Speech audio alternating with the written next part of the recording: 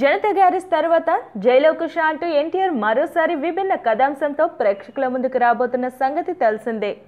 ఎన్టీఆర్ తన కెరియర్లోనే తొలిసారిగా 3 పాత్రలు పోషించబోతున్న చిత్రం జైలవకుశ.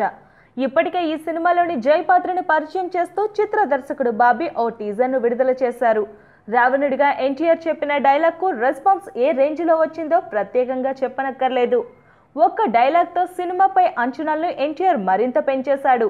ఇంతకు ముందెన్నడూ చూడని ఎన్టీఆర్ను ప్రేక్షకులకు చూపించిన చిత్ర దర్శకుడు బాబీ ఫ్యాన్స్ మనసును గెలుచుకున్నాడు. తాజాగా ఈ సినిమాలోని మరో పాత్రలను పరిచయం చేస్తూ చిత్ర యూనిట్ 2 పోస్టర్స్ ను విడుదల చేసింది. ఈ 2 పోస్టర్స్ లో ఎన్టీఆర్ చాలా కూల్ గా ఉన్నాడు.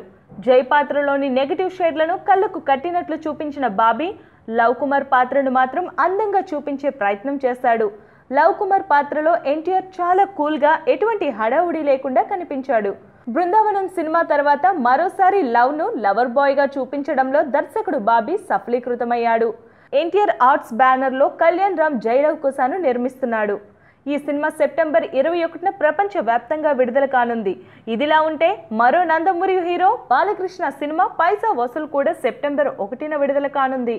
సో ఫ్రెండ్స్, మరి ఈ 2 సినిమాలు ఆశించిన ఫలితాన్ని రాబట్టగలిగితే నందమూరి అభిమానులకు పండగేనని చెప్పొచ్చు.